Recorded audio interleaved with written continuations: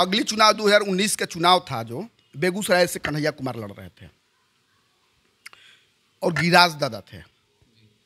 तो कन्हैया कुमार के समर्थन में प्रकाश राज से लेकर के एक से एक बड़े बड़े वामपंथी पूरे देश से बेगूसराय आए हुए थे, कम से कम 10-20 हज़ार। तो आए थे इनके लिए, तो वोटर थोड़े ही थे, वैसे ही इनको देखने के लिए लोग जुटेगा, तो वोट में तब्दील नहीं हो पाएगा। और स्वर्ण इतने मूर्ख नहीं हैं, वो समझ रहे हैं इनकी चाल को, ये कहाँ से पीठ ठोकाया है। कहीं आपके ही पार्टी के लोग भीतरघात तो नहीं करने के फिराक में पवन सिंह को लड़ा दिए चुनाव? उपेंद्र कुशवाहा को हो सकता है खत्म करने के लिए, ऐसा भी हो सकता है। मेरी तो खुद पार्टी लड़ रही है। हमारे नेता राष्ट्रीय लोक मोर्चा के राष्ट्रीय अध्यक्ष और पूर्व केंद्रीय मंत्री माननीय नेता उपेंद्र कुशवाहा जी लड़ रहे हैं, तो हमारी पार्टी के लोग थोड़े चाहेंगे। ये संदेश देना चाह रहे हैं पवन सिंह जी पूरे शाहाबाद में कि यूपीए गठबंधन को जिताना है। तो ये इनकी चाल अब में फंसने वाले लोग नहीं हैं, स्वर्ण नहीं फंसेंगे। अच्छा, पवन सिंह लड़ रहे हैं, आप कह रहे हैं कि यूपीए गठबंधन जो है, एनडीए गठबंधन जो है वो चुनाव लड़ा रहा है। अच्छा, पवन सिंह क्यों चुनाव नहीं लड़े? जब बीजेपी ने उनको टिकट दिया ही नहीं, तो फिर ये चुनाव लड़ना, यूपीए से लड़े चाहे निर्दलीय लड़े? नहीं, ये आपका क्वेश्चन, ये तो बार हम आंसर दे चुके हैं कि प्रथम लिस्ट में नाम था महाराज। नहीं तो बीजेपी टिकट वापस, फिर प्रथम लिस्ट में नाम था, उनका टिकट वापस कर लिया गया, ये भी तो समस्या है। पार्टी कहाँ कहा कि हमने पार्टी तो कहेगा नहीं, राजनीति उनसे क्या आपसे पार्टी टिकट वापस कर ली? क्या अपने खुद लड़ने से मना? ये डर गए थे, तृणमूल के गुंडे वहां पे हैं बंगाल में, ये डर गए थे।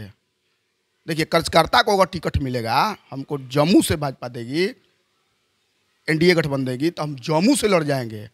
कार्यकर्ता को टिकट मिलेगा, वो कहीं से लड़ जाएगा।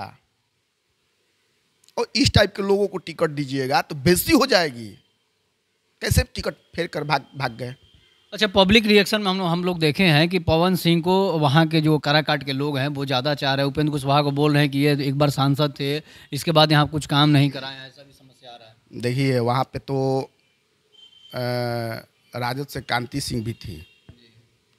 एक बार उपेंद्र कुशवाहा जी जीते हैं, और जीतने के बाद केंद्रीय मिनिस्टर बने थे शिक्षा विभाग का, और उसी समय जीतने के बाद पूरे देश में एक ही नारा लेकर चल रहे थे कि जितने सीबीएसई स्कूल है, जितने सीबीएसई स्कूल की जो किताबें प्रत्येक साल चेंज हो जाती हैं, वो पूरे देश में एक हो, एक ही किताब लागू हो।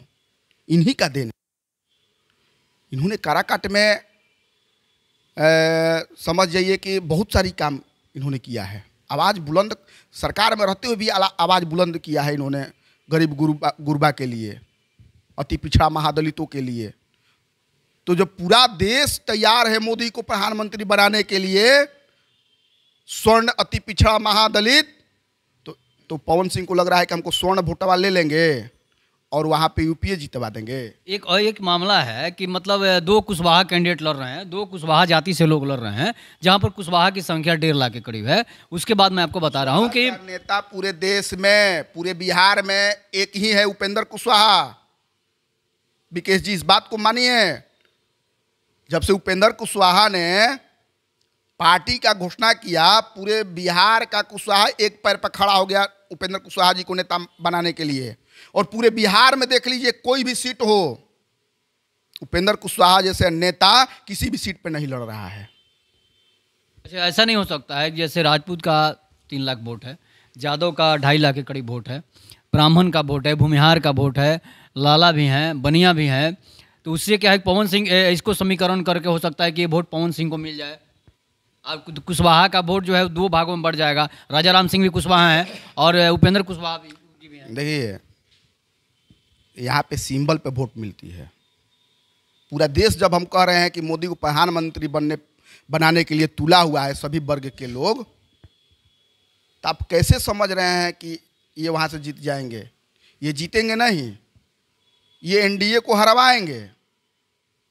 ऐसा बहुत कम हुआ है कि सेलिब्रिटी जो है, कोई हीरो है, बहुत कम हारता है, ये भी आपको पता होगा। कहाँ निर्दलीय कौन लड़ा है? बताइए तो, जो लड़ा है ये साउथ नहीं है, ये बिहार है, और ये दिल्ली नहीं है कि अरविंद केजरीवाल जैसा चोर नेता पैदा हो जाएगा। साउथ में होती है, यहाँ पे नहीं होगा। अब वो क्या लगता है इस बार कुशवाहा जी कितने वोट से जीतेंगे? हमको तो लग रहा है कि 1.5 लाख से ऊपर से वोट जीतेंगे। पवन सिंह नहीं जीतेंगे? ओहो, इनको वोट ही कौन करेगा महाराज।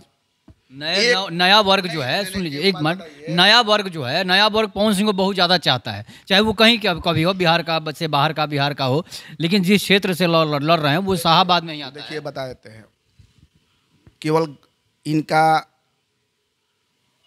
रात में गाना सुनने के लिए लोग भीड़ लगाता है। तो भीड़ लगाना, आप किसी के रैली में चले जाइए, आप देखे होंगे कि भीड़ उतना ही रहता है। राजद का हो उतना ही भीड़ है, नीतीश जी आएंगे उतना ही भीड़ है, मोदी जी आएंगे उतने ही। एक जिला में अगर रैली होगा तो भीड़ उतना ही होता है, लेकिन वोट में क्या हो जाता है, वोट में तब्दील नहीं हो पाता है। इनको देखने के लिए लोग जाएंगे, पवन सिंह आ गए, पवन सिंह आ गए, नहीं समझे। ये तो खुद मुखिया का चुनाव महाराज अपने गांव पे नहीं जितवा पाए हैं अपने भाई को, और किसी से छुपा नहीं है। इनकी जो स्थिति है कुछ नहीं छुपा हुआ है। हम भी इसी भोजपुर जिला के हैं। तो वो समस्या तो हर नेताओं में होता है, जो आप समस्या के बारे में बात कर रहे हैं, पारिवारिक मामला जो हर नेताओं में होता है। अपने भाई को मुखिया नहीं जितवा पाया, वो लोकसभा कहाँ से निकालेगा महाराज। वैसे तो संजीव कुमार जो ये टोनी जो हैं, क्या नाम है उनका, ज्ञानेंद्र कुमार ज्ञानू जो है, वो भी मुखिया से हार गए थे, लेकिन विधायक से चुनाव जीत गए थे। वो भाजपा से आए थे, एनडीए गठबंधन से थे। पवन सिंह मतलब मान लीजिए कि इतने बड़े सेलिब्रिटी हैं, हमको नहीं लग रहा है कि हारने वाले हैं। ये हमारे बंद करिए, बहुत लंबा चल गई, 1 घंटा।